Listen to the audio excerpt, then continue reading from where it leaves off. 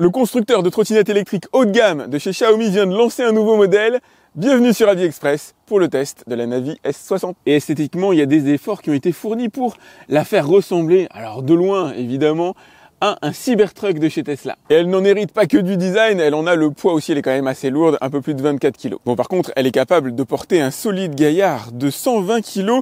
Vous aurez remarqué qu'on est sur une trottinette intégralement suspendue, comme c'est le cas sur ses grands frères et grandes sœurs. Ah oui, la gamme S, donc la gamme haut de gamme de chez Navi, a 3 modèles aujourd'hui qui se différencient tous, mais très légèrement. À l'intérieur de son large deck grippé et caoutchouté, qui adhère vraiment très bien, se trouve une batterie de 10,2 Ah. Le modèle le plus élevé de la gamme pouvant monter à 15 Ah. Ce qui est cool par contre, c'est qu'on est sur du 48 volts pour envoyer de la patate à l'intérieur du moteur de 500 watts. Ça, c'est sympa. Ce fameux moteur est situé en position arrière.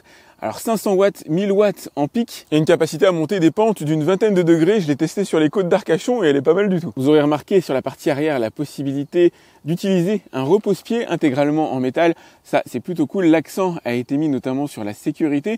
Vous avez un feu arrière qui s'allume lorsque vous freinez. La possibilité d'allumer un petit feu avant, surtout pour être vu et voir légèrement devant vous, à distance relativement courte, 5-10 mètres max. Mais ce qui est génial et assez nouveau, c'est la présence de clignotants sur les poignées. Activable à l'aide des manettes que vous avez juste ici, la lumière est quand même assez intense. Elle s'accompagne d'un petit bip. Par contre, en plein jour, il est quand même difficile de les voir, en tout cas pour un automobiliste situé derrière. Ça va dépendre aussi de la largeur de votre corps. Mais en pleine nuit, ça marche bien. Les commandes tombent bien sous la main. Vous avez donc ici les commandes de clignotant.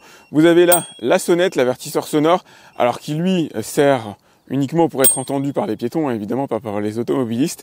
Vous avez ici en pleine partie centrale l'écran avec la possibilité de voir votre vitesse max, l'autonomie restante. Vous avez les modes d'accompagnement, vous avez le mode sport, 3 modes disponibles avec plus ou moins de puissance à la clé. Là, vous avez le bouton qui vous permettra de régler ces différents modes. L'accélérateur évidemment, l'accès à 2 freins, c'est du tambour, pas de frein à disque sur cette trottinette électrique. La réponse n'en est pas moins tout aussi efficace. C'est un produit mature, très bien assemblé en usine, vous n'avez rien à faire lorsque vous la déballez, sauf à regarder mon test. Au niveau du confort, on prend le meilleur des précédentes générations et on l'améliore, c'est un petit peu le leitmotiv de cette S60 sur laquelle on est extrêmement bien positionné. Forcément, la trottinette a vécu. Aujourd'hui, la marque a de la bouteille, on est super bien installé dessus, le grip est génial, que ce soit le grip au niveau des pieds, alors qui est quasiment intégral comme vous pouvez le voir, avec énormément de place sur le deck permettant d'être positionné de manière quasiment optimale. Possibilité aussi de mettre un pied devant, un pied derrière, à l'aide ici du petit renfort en métal que vous avez sur le dessus qui servira au pliage de la trottinette électrique. Mais d'autres choses ont changé sur cette trottinette, plutôt pour le mieux, je dirais d'ailleurs. Les suspensions ont été rigidifiées. Alors pour le mieux, ça va dépendre évidemment de vos objectifs. Pour le mieux, pour la durée de vie en fait. À un moment donné, les suspensions, c'est comme tout, ça s'use. Avoir des suspensions plutôt rigides permet, dans le temps, d'avoir une rigueur plus durable. Les suspensions, c'est comme tout. Ça finit à un moment donné par s'user. Et là, par rapport aux précédentes générations, on avait des suspensions beaucoup plus souples. Aujourd'hui, elles sont nettement plus fermes, mais restent néanmoins agréables. Ce qui était cool sur la précédente génération, sur les versions un peu plus souples, c'était au moment de descendre des trottoirs, au moment de descendre des dos d'âne par exemple, vous aviez cette sensation de rebond, de nuage, un peu plus agréable que sur celle-là qui reste encore assez ferme. Mais la durée de vie, mine de rien, a son importance et pour le coup, je trouve que c'est le bon choix qui a été réalisé sur cette Navi S60.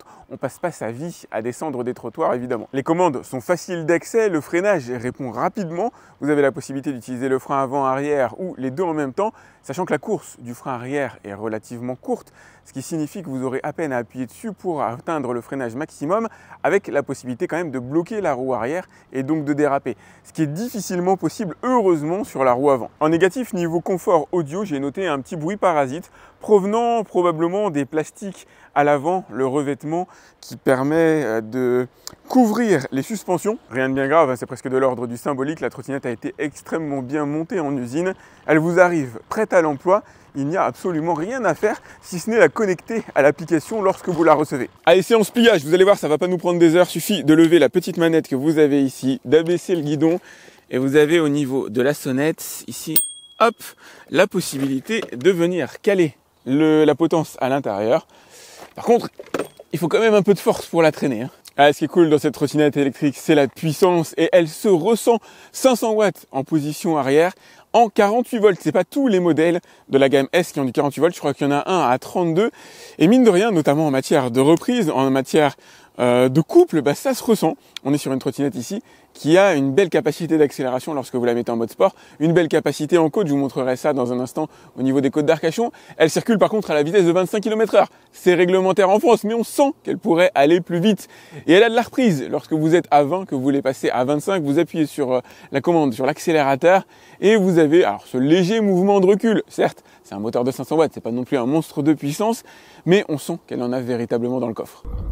La capacité en côte est un des attraits phares de cette trottinette électrique. On a un moteur de 500 watts qui, dans une région, comme là par exemple sur le bassin d'Arcachon, permet alors de monter déjà des côtes vallonnées sans avoir à ressentir de différentiel de vitesse. Alors bien sûr, ça dépend de la côte que vous allez aborder, mais je suis capable de circuler à 25 km/h quasiment systématiquement. Là, je me suis mis sur une côte assez costaud. Je reste à vitesse ralentie pour ne pas avoir trop de vent à l'intérieur de la caméra, mais les 500 watts font véritablement merveille. Ça ne signifie pas qu'ils seront en mesure de monter toutes les côtes, mais franchement, elle est assez bluffante, assez stupéfiante. Là, je suis dans une zone qui est quand même difficile et elle monte quand même à 21 km/h. Triple système de freinage sur cette S60, double frein à tambour à l'avant et à l'arrière, complété par du freinage électromagnétique à récupération d'énergie qui concourra à peu près 5% de l'autonomie de la trottinette, freinage qui fonctionne extrêmement bien. Il est possible de passer de la vitesse de 25 km/h à 0 en seulement 4 mètres, eu égard bien sûr à votre poids, eu égard à la qualité de la route sur laquelle vous circulez, à son taux d'humidité évidemment. Mais moi j'ai pu freiner en à peu près 4 mètres. Attention par contre, il est aisément facile, pour peu que ça se dise, de bloquer la roue arrière notamment. La course de frein est courte, ce qui permet d'avoir accès au freinage rapidement, il est mordant, mais la roue arrière peut se bloquer et donc déraper. Donc veillez à être cool sur la commande droite, un peu moins sur la partie gauche qui génère le frein avant, qui a une course longue et finalement ne génère pas de blocage. Pour la roue avant, par contre, c'est véritablement fondamental. Le freinage a été bien réglé, bien étalonné en usine.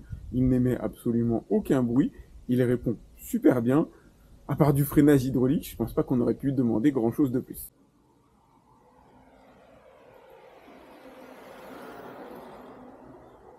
Vaste et très intéressant sujet que l'autonomie sur cette trottinette. Vous avez une batterie de 10,2 Ah, alors qui n'est pas la plus grosse disponible dans la gamme. Je crois qu'on peut monter à 15 Ah.